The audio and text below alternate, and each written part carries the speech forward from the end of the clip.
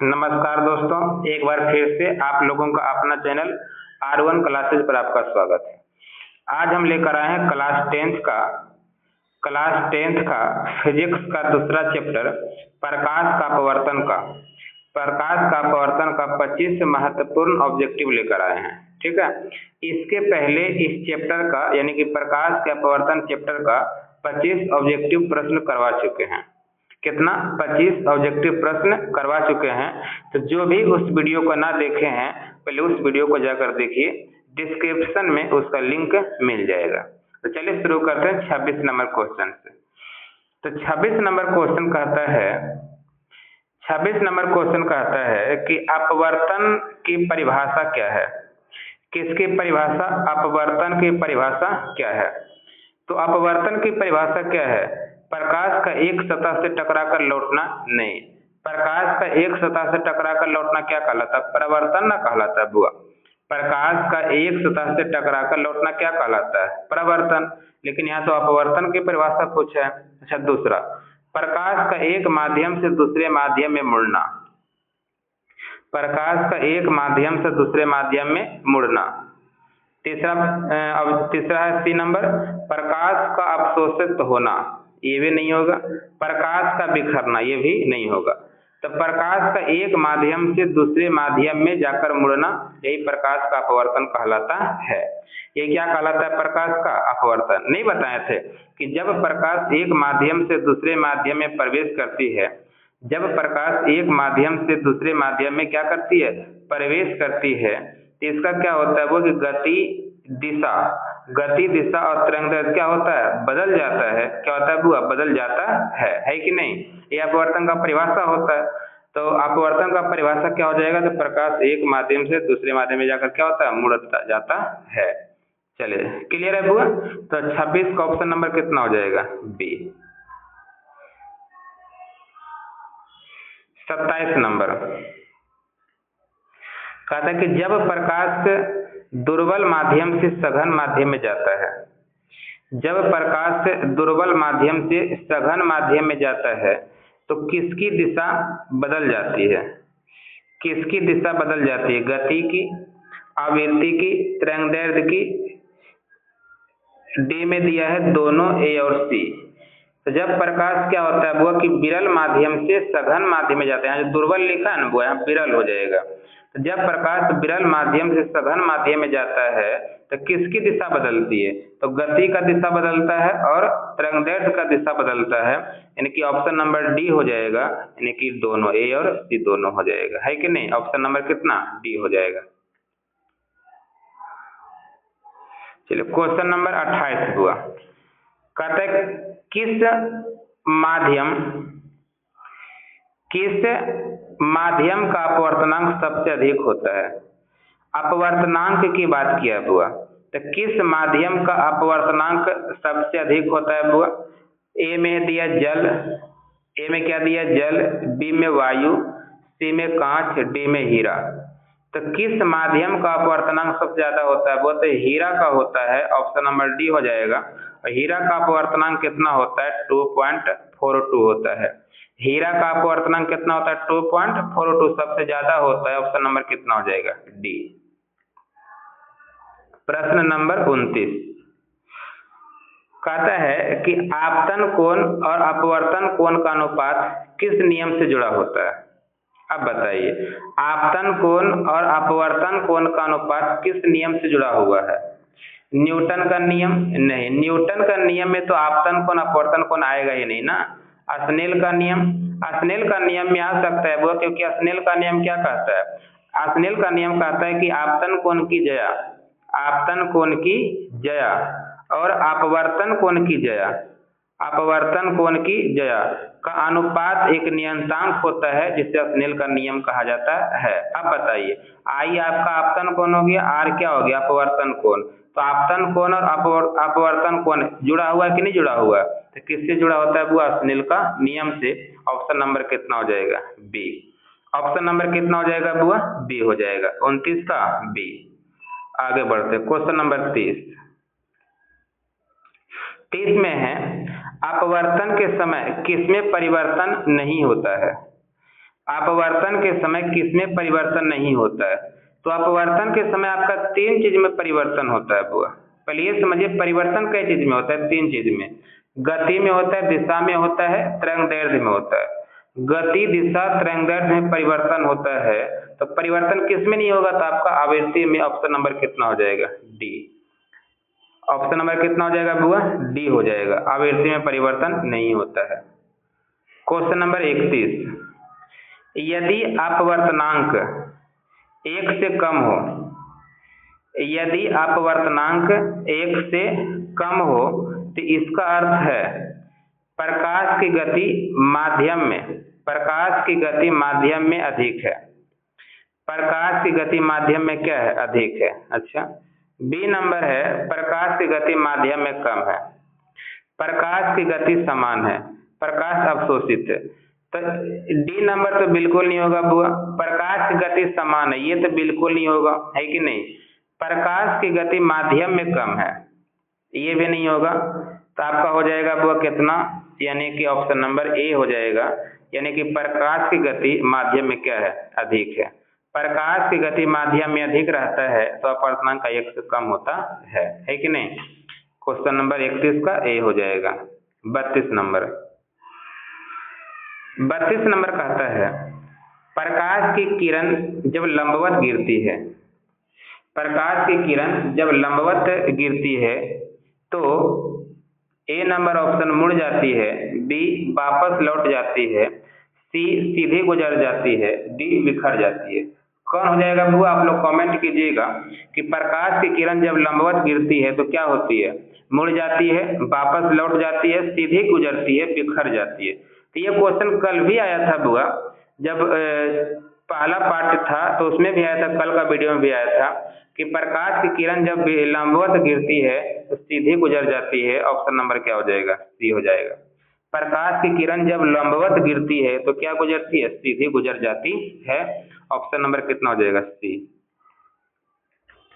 33 number, कौन सा उपकरण अपवर्तन पर आधारित है? कौन सा उपकरण अपवर्तन पर आधारित है? दर्पण? नहीं, दर्पण तो परावर्तन पर ना है बुआ। दर्पण किस पर है? परिवर्तन पर। दर्पण नहीं होगा। लेंस? तो अपवर्तन पर तो लेंस ही आधारित है ना। तो ऑप्शन नंबर कितना हो जाएगा? बी हो जाएगा। ऑप्शन नंबर बी कितना? बी। 33 का बी हो जाएगा। 34 नंबर, मृग तृष्णा किस घटना के कारण दिखाई देता है? मृग तृष्णा, मृग तृष्णा किस घटना के कारण दिखाई देता है? ए में प्रवर्तन, बी में अपवर्तन, सी में विवर्तन, डी में व्यतिकरण।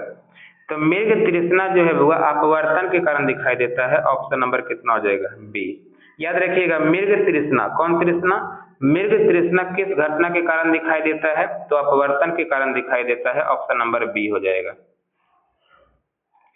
35 नंबर क्वेश्चन कहता है कि जब सूर्य डूब चुका होता है, ठीक बात है, जब सूर्य डूब चुका होता है फिर भी उसे कुछ देर तक देखा जा सकता है, यह किसके कारण होता है? यह किस कारण होता है? मतलब क्या बोला वो कि सूर्य डूब, यानी जो सूर्य है, सूर्य डूब चुका होता है फिर भी उसे कुछ देर तक देखा जा सकता है, यह किस कारण होता है? यह किस कारण होता है? परिवर्तन के कारण? नहीं, परिवर्तन के कारण नहीं। अपवर्तन के कारण, विवर्तन के कारण, पूर्ण आंतरिक परिवर्तन के कारण। तो याद रखिएगा बुआ कि जब सूर्य डूब चुका होता है फिर भी उसे कुछ देरी तक देखा जा सकता है, यह अपवर्तन के कारण होता है। ऑप्शन नंबर बी हो जाएगा। किसके कारण बुआ? अपवर्तन के कारण होता है। क्वेश्चन नंबर 36, 36 में क्या कहता है? क्रांतिक कोण किन दो माध्यमों के बीच परिभाषित किया जा सकता है?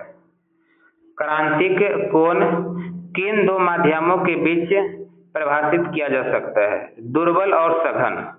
दुर्बल मतलब बोल सकते हैं वो विरल की बात करता है, दुर्बल बार बार आ जाता है। दुर्बल मतलब क्या होता है? विरल। विरल माध्यम, विरल माध्यम किसे कहते हैं? जिस माध्यम, यानी कि जिस माध्यम में प्रकाश, यानी कि जिस माध्यम में क्या होता है कि प्रकाश की चल अधिक होती है उसे क्या कहते हैं? विरल माध्यम कहते हैं। या दुर्बल नहीं, विरल हो जाएगा, बार बार दुर्बल लिखा रहा है कि नहीं। चलिए, तो कहता है कि 36 नंबर में क्रांतिक कोण किन दो माध्यमों के बीच परिभाषित किया जाता है?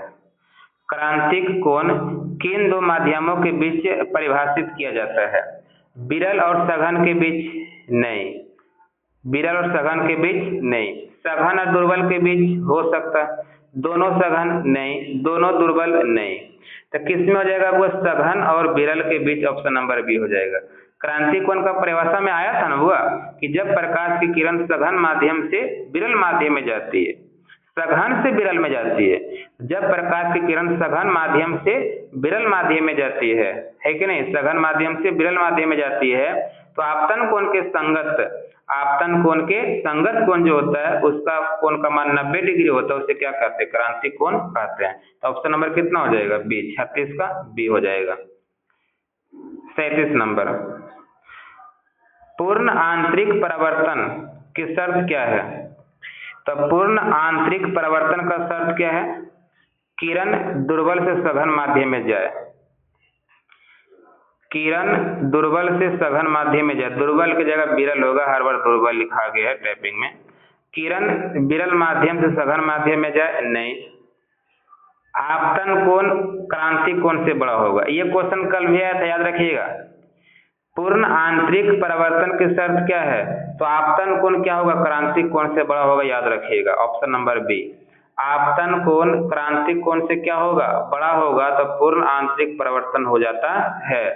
आपतन कोण क्रांतिक कोण से बड़ा होगा तो क्या हो जाएगा? पूर्ण आंतरिक परावर्तन हो जाएगा, ऑप्शन नंबर बी हो जाएगा। Question number 38। 38 में कहता है तारों का टिमटिमाना, जो तारा टिमटिमाता है बुआ, तारों का टिमटिमाना किस कारण से होता है? तारों का टिमटिमाना किस कारण से होता है? परावर्तन से? बिल्कुल नहीं। अपवर्तन से? हो सकता है। विवर्तन से? नहीं। व्यतिकरण से? नहीं। तो तारों का टिमटिमाना किसके कारण होता है? अपवर्तन के कारण, ऑप्शन नंबर बी हो जाएगा। तारों का टिमटिमाना किसके कारण? अपवर्तन के कारण, ऑप्शन नंबर बी हो जाएगा। क्वेश्चन नंबर 39 देखिएगा। 39 में कहता है जल का अपवर्तनांक 1.33 है, ठीक है। जल का अपवर्तनांक कितना है? 1.33 है। इसका अर्थ है कि ऑप्शन नंबर ए में प्रकाश की गति जल में निर्वात से अधिक होती है। अच्छा, प्रकाश की गति जल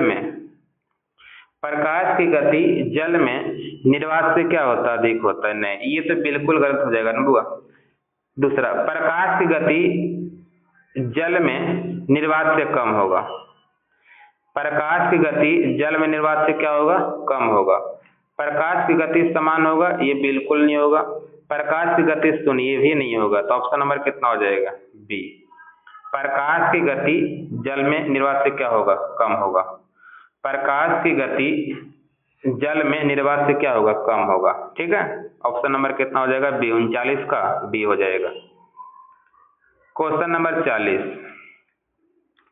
जब प्रकाश वायु से जल में जाता है, जब प्रकाश वायु से जल में जाता है, तो वायु से जल में जा रहा बुआ, मतलब वायु में प्रकाश की चाल ज्यादा होता है, मतलब वायु आपका हो जाएगा विरल माध्यम। कौन माध्यम? विरल माध्यम। विरल माध्यम हो जाएगा ना। और जल क्या होता है? तो जल में प्रकाश की चाल वायु की अपेक्षा कम होता है, तो ये हो जाएगा आपका सघन माध्यम। यानी कि जब प्रकाश विरल माध्यम से सघन माध्यम में जाता है कि नहीं, तो गति घटती है। बी नंबर, तरंगदैर्घ्य घटता है कि नहीं। सी नंबर, किरण अभिलंब की ओर मुड़ती है। उपयुक्त सभी। अब सिंपल समझिए, जब प्रकाश विरल माध्यम से सघन माध्यम में जा रही है, यानी कि वायु से जल में जा रही है, तो गति तो घटेगा ही, पहली बात। तरंगदैर्घ्य भी घटेगा और किरण जो है विलंब की ओर मुड़ जाती है। तीनों ऑप्शन सही है, यानी कि ऑप्शन नंबर डी हो जाएगा, उपयुक्त सभी हो जाएगा। उपयुक्त क्या हो जाएगा बुआ आपका? सभी। 40 का डी। 41 नंबर, आंखों में रेटिना पर वास्तविक और उल्टा प्रतिबिंब बनता है। ये तो पता है बुआ कि आंखों में रेटिना पर वास्तविक और उल्टा प्रतिबिंब बनता है, लेकिन किस कारण से बनता है जो पूछा है। परावर्तन के कारण नहीं, परावर्तन तो होगा ही नहीं ना बुआ। अपवर्तन के कारण, विवर्तन के कारण और व्यतिकरण के कारण। आप लोग ऑप्शन बताइएगा बुआ कमेंट में क्या हो जाएगा। आंखों में रेटिना पर वास्तविक यानी कि वास्तविक और उल्टा प्रतिबिंब किस कारण से बनता है? परावर्तन के कारण नहीं, हो जाएगा आपका अपवर्तन के कारण। ऑप्शन नंबर क्या हो जाएगा? बी। ऑप्शन नंबर क्या हो जाएगा? बी। जिसने बी मारा उसका आंसर क्या है बुआ? सही हो जाएगा। आंखों में रेटिना पर वास्तविक और उल्टा प्रतिबिंब किस कारण से बनता है? अपवर्तन के कारण। किस कारण बुआ? अपवर्तन के कारण। क्लियर है? 42 नंबर क्वेश्चन। इंद्रधनुष में कितना रंग होता है? इंद्रधनुष में कितना रंग होता है सब कमेंट करेगा। इंद्रधनुष में कितने रंग होते हैं सब कमेंट कीजिएगा बुआ। ए में 5, बी में 6, सी में 7, डी में 8। इंद्रधनुष में कितना रंग होता है? 5, 6, 7, 8। तो इंद्रधनुष में कितना रंग होता है बुआ? 7 रंग। ऑप्शन नंबर सी।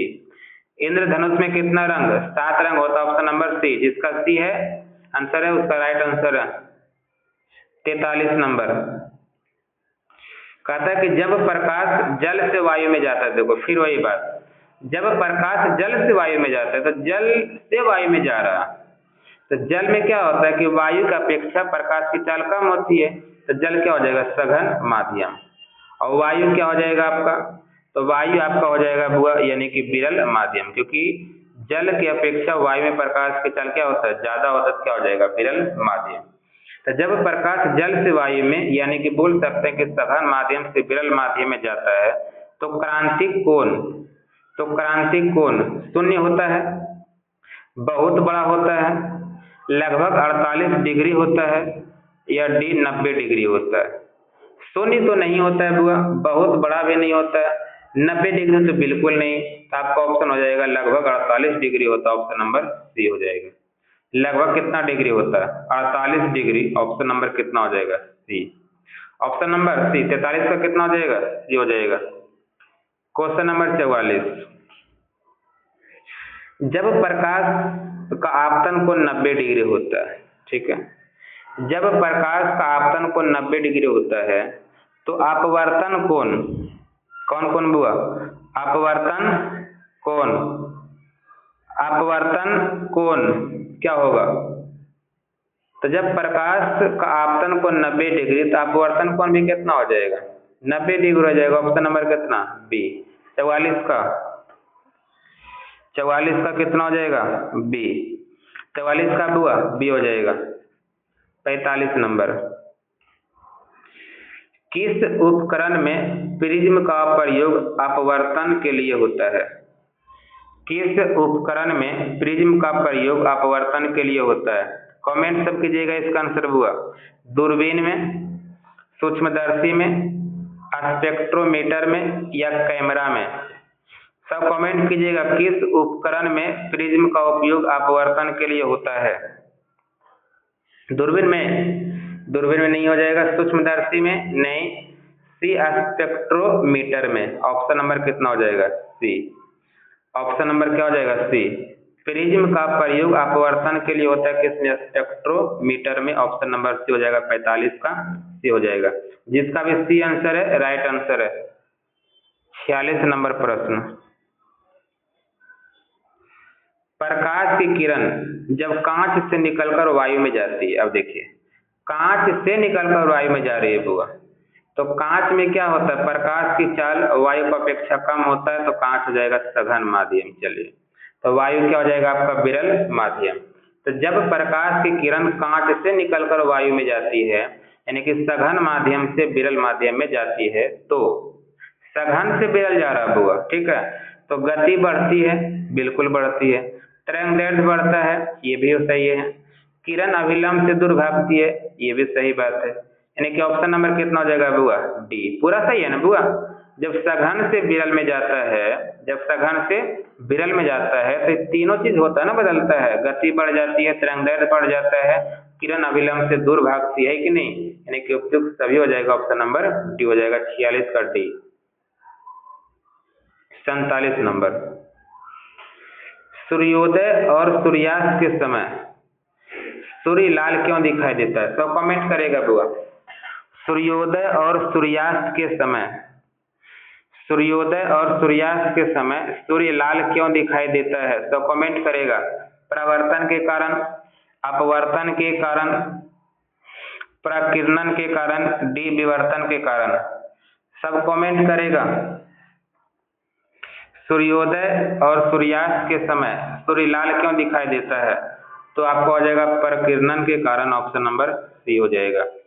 किसके कारण? प्रकीर्णन के कारण। ऑप्शन नंबर कितना? सी। 47 का कितना हो जाएगा? सी।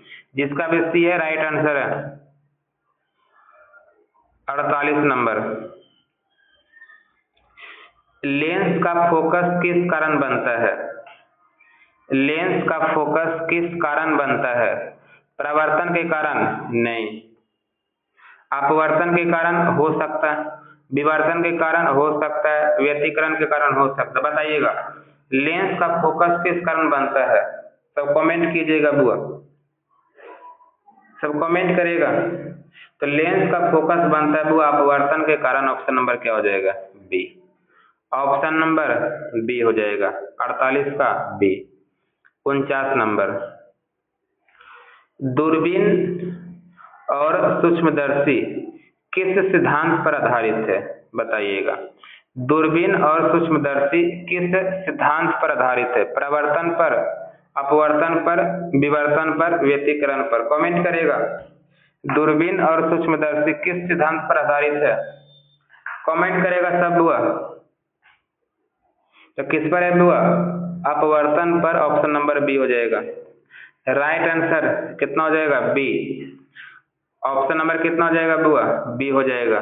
49 का बी। 50 नंबर। हीरे में चमक किस घटना से होती है? हीरे में चमक किस घटना से होती है? अपवर्तन के कारण, परावर्तन के कारण, पूर्ण आंतरिक परावर्तन के कारण, विवर्तन के कारण। सब कमेंट करेगा जल्दी जल्दी, सब कमेंट करेगा बुआ। हीरे में चमक किस घटना से होती है? अपवर्तन के कारण, परावर्तन के कारण, पूर्ण आंतरिक परावर्तन के कारण, विवर्तन के कारण। तो हीरे में चमक होता है बुआ पूर्ण आंतरिक परिवर्तन के कारण। ऑप्शन नंबर क्या हो जाएगा? सी। ऑप्शन नंबर सी। 50 से कितना हो जाएगा? सी हो जाएगा। पूर्ण आंतरिक परिवर्तन। जिसका भी सी है राइट आंसर है। जिसका भी सी है बुआ उसका राइट आंसर है। 50 का सी हो जाएगा। तो ये आपका रहा आज 50 तक करवा चुके हैं। 50 तक क्वेश्चन बुआ है कि नहीं? तो 50 तक क्वेश्चन करवा चुके यानी कि पूरा 25 क्वेश्चन है कि नहीं बुआ? आज कितना क्वेश्चन करवाए हैं? 25 क्वेश्चन। तो 25 क्वेश्चन में से किस किस विद्यार्थी का कितना सही हुआ है, किस किस विद्यार्थी का कितना सही हुआ है वो कमेंट में बताइएगा। किस किस विद्यार्थी का कितना सही हुआ है वो कमेंट में बताइएगा, है कि नहीं? और ईमानदारी से बताइएगा। ठीक है बुआ, ईमानदारी से बताइएगा कितना सही हुआ है। क्लियर है? तो आज के लिए इतना ही। जय हिंद, जय भारत।